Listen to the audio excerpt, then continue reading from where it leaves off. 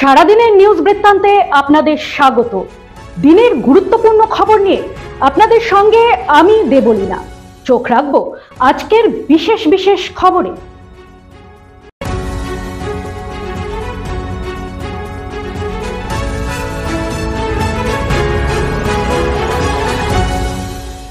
সারাদিনের নিউজ বৃত্তান্ত নিবেদন করছেন প্রিন্ট জুয়েলার্স, সোনা যা সর্বক্ষণের। Agnishwar jewellers, NS road, Raiganj. Shri Dhaka jewellers, Gitanjali cinema হলের বিপরীতে। নিউজ বৃত্তান্তের সকল দর্শকদের জানাই শুভ রথযাত্রার প্রীতি ও শুভেচ্ছা। সারা দেশ জুড়ে পালিত হচ্ছে ভারতবর্ষের অন্যতম বৃহত্তম উৎসব রথযাত্রা। বোন সুভদ্রা ও দাদা বলরামকে সঙ্গে নিয়ে প্রভু জগন্নাথের মাসির বাড়ি যাত্রায় রথযাত্রা। শ্রীক্ষেত্র পুরী ধামে এই উৎসব প্রধানত পালিত হলেও সারা দেশেই ব্যাপ্তি এই উৎসবের। বাদ নেই আমাদের রায়গঞ্জ। সকাল থেকেই শহর জুড়ে অলিতে গলিতে খুদেদের রথে পরিক্রমা করছেন প্রভু জগন্নাথ। কিন্তু বিকেল গড়াতেই রায়গঞ্জের রাজপথে ঢল নামল মানুষের। রাস্তার দুধারে অগণিত মানুষ সার দিয়ে দাঁড়িয়ে রথের অপেক্ষায়, আর ভক্তের ডাকে সাড়া দিয়ে একের পর এক রথে হাজির শ্রী জগন্নাথ। নাচে গানে কোলাহলে উদ্বেল রায়গঞ্জবাসী। একের পর এক সুদৃশ্য রথ নজর কাড়ল সকলে। বাদ গেল না রাজনৈতিক ব্যক্তিত্বরা। রথে চড়ে দেখা মিলল বিধানসভা উপনির্বাচনের বিজেপি প্রার্থী মানস ঘোষের। আবার ভক্তদের সঙ্গে পা মেলালেন জেলা তৃণমূল সহ সভাপতি অরিন্দম সরকার। সকল রায়গঞ্জবাসীকে জানালেন রথের আন্তরিক প্রীতি ও শুভেচ্ছা। রবিবার রথযাত্রার আনন্দে মাতল রায়গঞ্জবাসী। শহরের রাজপথে দেখা মিলল একাধিক সুদৃশ্য রথের। এদের মধ্যে বিশেষ নজর কাড়ল ব্রহ্মবাড়ির গোল্ডেন রথ। চতুর্থ বর্ষে পদার্পণ করল এই রথযাত্রা। এদিন বিকেলে রায়গঞ্জের রাজপথ দিয়ে রথ দেখতে ভিড় জমান সাধারণ মানুষ। রায়গঞ্জবাসীকে রথযাত্রার শুভেচ্ছা জানালেন রাইসা ব্রহ্ম। তিনি জানান, রায়গঞ্জের হালদার পাড়া থেকে যাত্রা শুরু করে এই রথ পৌঁছবে কলেজ পাড়ায় মাসির বাড়িতে। সেখানে 10 দিন ধরে নানা ধর্মীয় অনুষ্ঠানের মধ্যে দিয়ে উদযাপন করা হবে এই রথ উৎসব। হেমতাবাদের বাহারাইলে রথ উৎসব কমিটির উদ্যোগে ঘটা করে আয়োজন করা হলো রথ উৎসবে। রবিবার সকালে মন্দির প্রাঙ্গণে জগন্নাথ, সুভদ্রা ও বলরামের পুজোর আয়োজন করা হয়।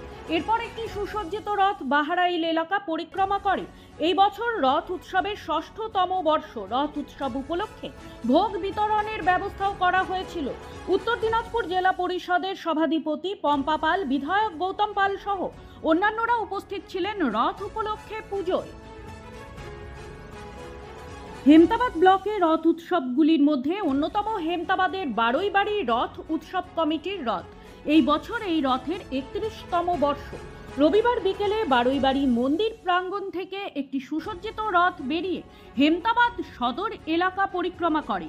রথ দেখতে ও দড়ি টানতে প্রচুর ভক্ত সমাগম লক্ষ্য করা যায়। পাশাপাশি রথ উৎসব কমিটির উদ্যোগে মেলাও অনুষ্ঠিত হচ্ছে বারুইবাড়ি এলাকায়।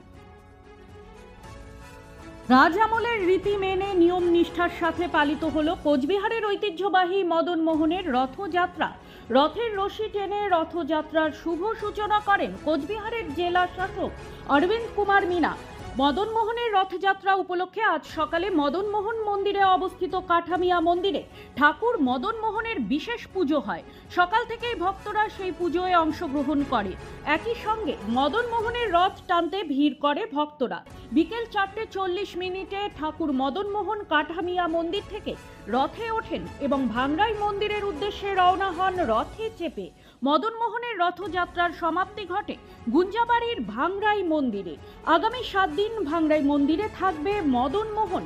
7 দিন পর ফের রথে চড়ে মদন মোহন মন্দিরে ফিরবেন কোচবিহারবাসীর প্রাণের ঠাকুর মদন মোহন। 7 দিন ব্যাপী চলবে এই মেলা।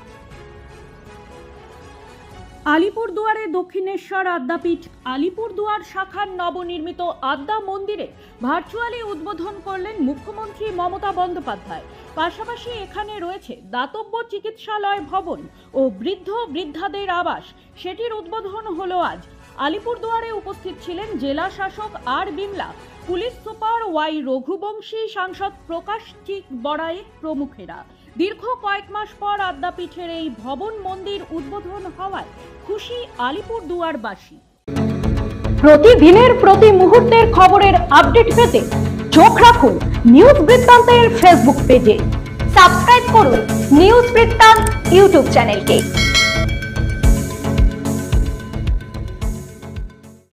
কালিয়াগঞ্জের ঐতিহ্যবাহী মহেন্দ্রগঞ্জের নাট মন্দির ময়দানে রথযাত্রা উৎসব এবং মেলাকে ঘিরে মানুষের ঢল।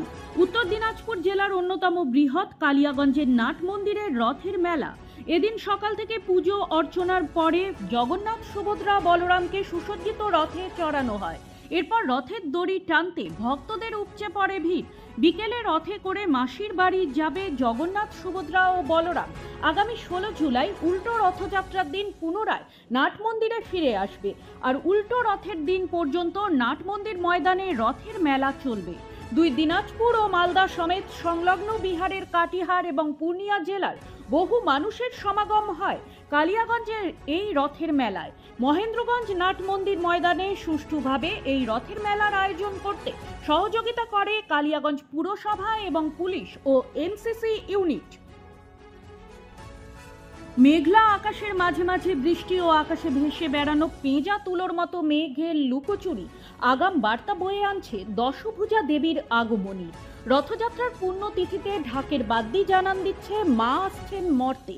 দীর্ঘ ধারাবাহিকতা আর পরম্পরা মেনে উত্তর দিনাজপুর জেলার কালিয়াগঞ্জ ব্লকের বোচাডাঙ্গা অঞ্চলের নসিরহাট এলাকায় অবস্থিত বিশ্বদেব মঠে কাঠামো পুজোর মধ্য দিয়ে সূচনা হলো আগমনী।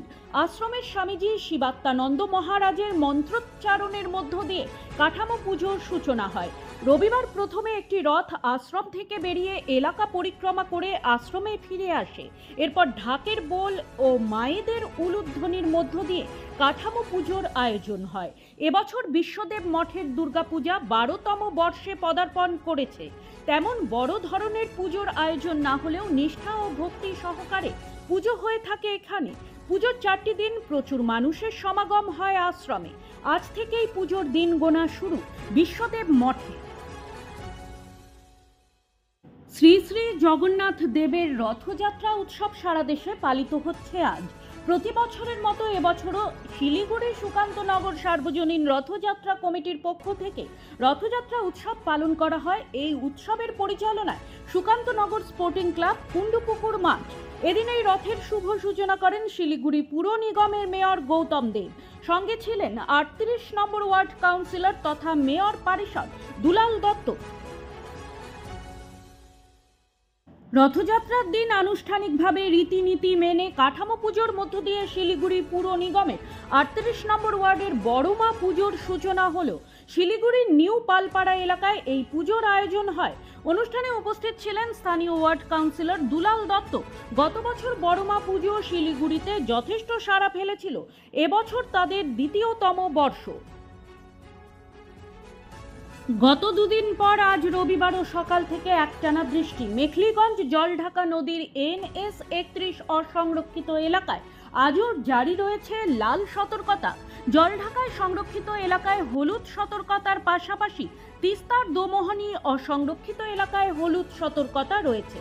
ফুঁসছে তিস্তা। জলঢাকা করলা নদী সহ জেলার বিভিন্ন নদীগুলো। করলা নদীর জলে প্লাবিত জলপাইগুড়ি পুরসভার 25 নম্বর ওয়ার্ড, পরেশ মিত্র কলোনি সহ বেশ কিছু এলাকা।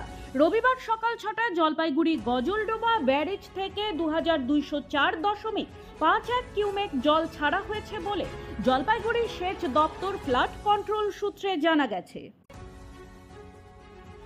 জলপাইগুড়ির মোহিতনগরে উত্তম কুমার পাড়ায় রেলওয়ের আন্ডারপাসে জল জমে ভোগান্তি। রবিবার বিকেল 6টা পর্যন্ত দেখা গেল ওই আন্ডারপাসে প্রায় 1 কোমর অবধি জল জমে রয়েছে। ফলে গাড়ি চলাচল একেবারেই বন্ধ হয়ে গেছে। সাইকেল ঘাড়ে নিয়ে পার হচ্ছে সাধারণ মানুষ, আবার বাইক পার করতে ভেলার প্রয়োজন হচ্ছে, যাকে কেন্দ্র করে হাজার হাজার মানুষের ভোগান্তি হচ্ছে। এ নিয়ে প্রশাসনের আধিকারিকরা নিশ্চুপ রয়েছে বলে অভিযোগ। সারাদিনের নিউজ বৃত্তান্ত আজ এই পর্যন্তই। সঙ্গে থাকুন, দেখতে থাকুন, চোখ রাখুন নিউজ বৃত্তান্তে। নিউজ বৃত্তান্ত, হলুদ নয়, স্বচ্ছ।